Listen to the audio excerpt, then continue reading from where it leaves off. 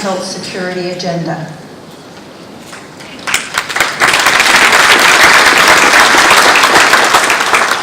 We live in a global society.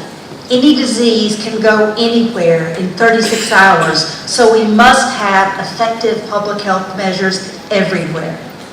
The Global Health Security Agenda was launched in 2014 as a multi-partner initiative to accelerate progress toward a world safe and secure from infectious disease threats.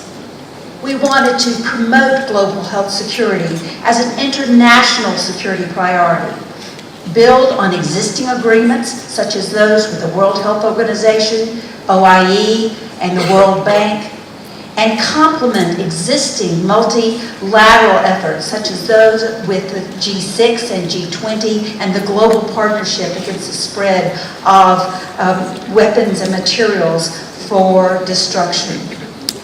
We believe success was predicated on building sustainable country capacity to prevent, detect, and respond to health threats.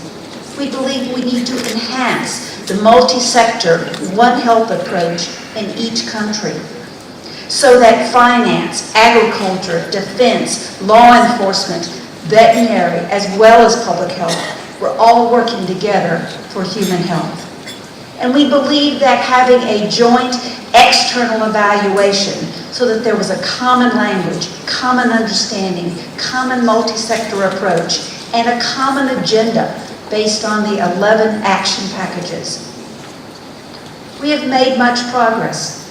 63 nations have now joined the Global Health Security Agenda. Most have completed their joint external evaluations, and some have already completed their national action plans.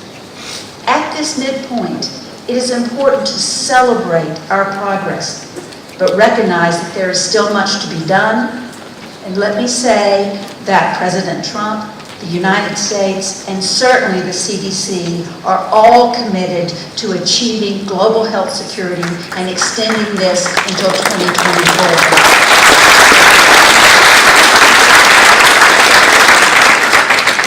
The needed steps forward we have discussed in this meeting. We want to encourage all countries to complete their joint external evaluations, develop their national action plans, and then implement them. The United States is in the final stages of our national action plan and will publish it soon. We want to secure adequate financing for sustainability by having patrons and partners across countries and sectors work together to commit to adequate domestic funding and encourage international partnerships to ensure coordination of all limited resources so that needs can be met. We should re-examine the composition of our committee, our governing committee, and see if there is a better way to move forward. And of course, we want to encourage more countries to participate with us. 63 is good, but the United Nations has 193, and there's still room for more nations to join us. But it is clear the inspiration for where we should go from here is Uganda. In 1987, death and fear were stalking the citizens of Uganda. HIV/AIDS was rampant. And as a result of HIV/AIDS, 1.8 million Ugandans lost their lives. And this disease spread throughout the world, and 35 million people have died.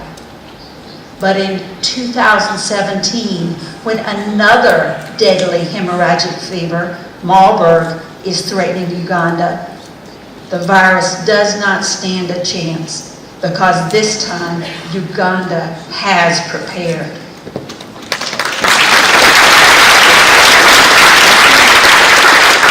The first suspect patient had her blood sent immediately to the Uganda Vital Research Institute lab, and the virus was identified in 8 hours. The Uganda EOC was activated. Community workers and epidemiologists were employed. Communications immediately went out to medical personnel and to private citizens. We offer our condolences for the 2 lives lost, but we know that you will soon contain this virus and we can rest easy in the world.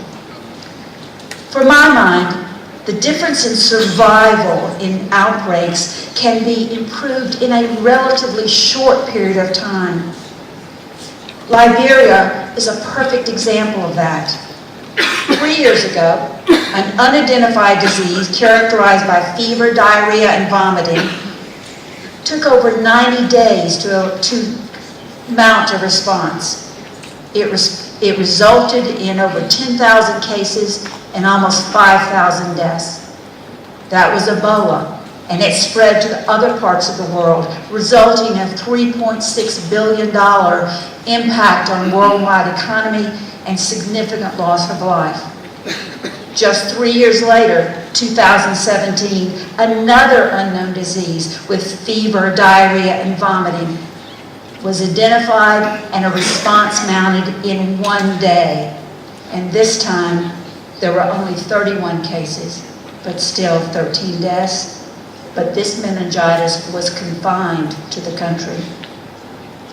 The threat is real, and the threat can come from many unexpected places. No one predicted that the probably mutated Zika virus would so rapidly spread in the Americas and be responsible for devastating birth defects. We must all be vigilant to protect ourselves and our loved ones.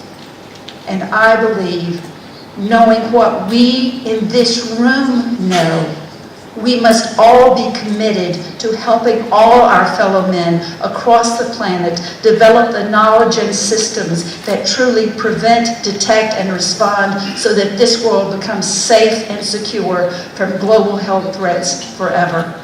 Thank you very much.